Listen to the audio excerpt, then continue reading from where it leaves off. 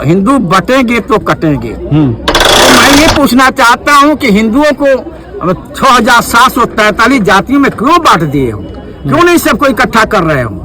आज कार्यक्रम लगाई थी और इस कार्यक्रम को के लिए कराने के लिए एसडीएम से परमिशन भी लिया गया था, लेकिन राजनीतिक दबाव के तहत कुछ लोगों के राजनीतिक दबाव के तहत हमारे कार्यक्रम को स्थगित करा दिया गया।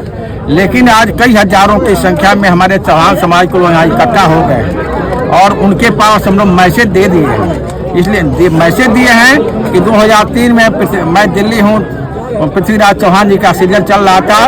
ये शासन प्रशासन के लोग और सत्ता में बैठे हुए लोग उस सीरियल को जानबूझकर रुकवा दिए कि चौहान समाज में कहीं जागृति पैदा न हो, राजनीतिक चेतना न पैदा हो जाए।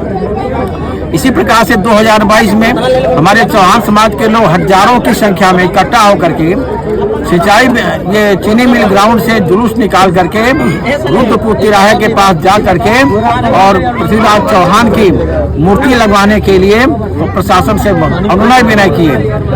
यहाँ डीएम से कहे, अलका सिंह जो है नगर पालिका के चेयरमैन, उनसे कहे, विधायक से कहे, रमापत राम त्रिपाठी सांसद से कहे और उत्तर प्रदेश के उप मुख्यमंत्री से 4 बार जा करके अनुनय विनय किया गया, निवेदन किया गया कि पूर्वांचल के चौहान चक्रवर्ती सम्राट पृथ्वीराज चौहान जी की मूर्ति रुद्रपुर तिराहे पर लगाना चाहते हैं।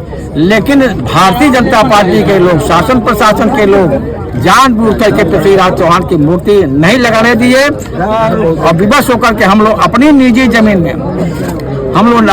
जमीन में पृथ्वीराज चौहान जी की मूर्ति लगाना चाहते हैं। लेकिन इसको भी शासन और प्रशासन के लोग जबरदस्ती, जबकि हमारा परमिशन मिला हुआ था, इसको भी जानबूझ करके स्थगित करवा दिए, रुकवा दिए, जबरदस्ती रुकवा दिए। तो चौहान समाज इतना गुमराह जब होने वाला नहीं है। हमारे जिले का या पूर्वांचल का चौहान समाज ये सब देख रहा है और आने वाले समय में इसका मुंहतोड़ जवाब हम देंगे। अच्छा, क्या कारण है कि आप लोगों को रोका जा रहा है? इसलिए कि सरफरोशी की तमन्ना, साथियों कहना चाहता हूँ कि सरफरोशी की तमन्ना जब हमारे दिल में है, सरफरोशी की तमन्ना अब हमारे दिल में है। देखना है जोर कितना बाजुए कातिल में है। मैं आने दो, वक्त आने दो, मैं तुझे बता देंगे ऐ आसमां, मैं अभी से क्या बताऊं क्या हमारे दिल में है।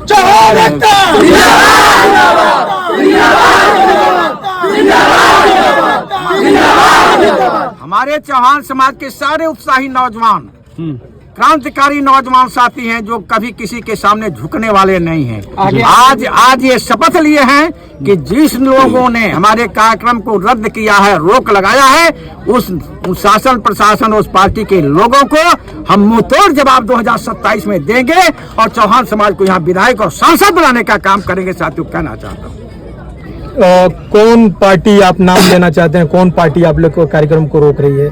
जो सत्ता में है, बीजेपी पे डायरेक्ट आप हमला कर रहे हैं। जो सत्ता में है वो तो ऐलान कर दी है कि हिंदू अगर बटेंगे तो कटेंगे। इन सारी चीजों पे क्या कहेंगे?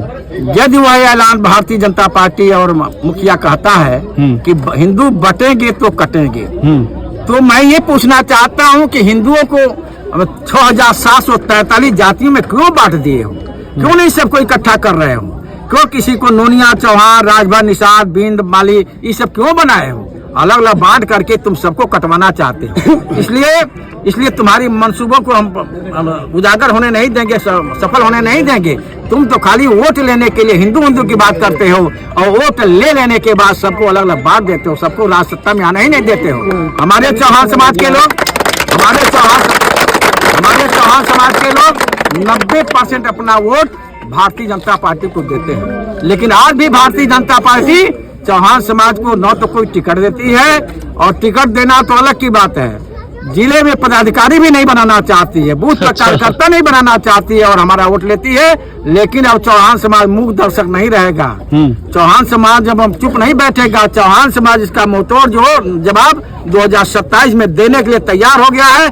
और आने वाले अगले महीने में लाखों की संख्या में हम चौहानों के देवरिया में इकट्ठा करने जा रहे हैं। और सबसे शपथ लेकर के मैं कहना चाहता हूं कि आज के बाद भाजपा को कोई वोट देगा नहीं, कोई भी वोट देने वाला नहीं। परिचय बता दीजिए। मैं डॉक्टर रामनाथ चौहान, प्रदेश अध्यक्ष अखिल भारतीय चौहान महासभा और देवरिया का रहने वाला हूँ। मैं चौहानों के लिए अभी पिछले साल 2 तारीख को धरने पर हम लोग बैठे थे सुभाष चौक पर। जी चौहान की हत्या हो गई थी, हम लोग धरने पर बैठे थे, तो जानबूझ करके यहाँ के शासन प्रशासन के लोग भाजपा के दबाव में हम लोगों को 5 दिन तक जेल में बंद रखा गया। क्या हम अपनी आवाज को उठा नहीं सकते? अपने समाज की आवाज नहीं उठा सकते हैं? हमारा अधिकार नहीं है? जी कि शासन प्रशासन के लोग, भाजपा के लोग और सत्ता पक्ष के लोग चौहानों को जानबूझ कर नाबूद कर रहे हैं, इनका उत्पीड़न कर रहे हैं। ठीक है, धन्यवाद।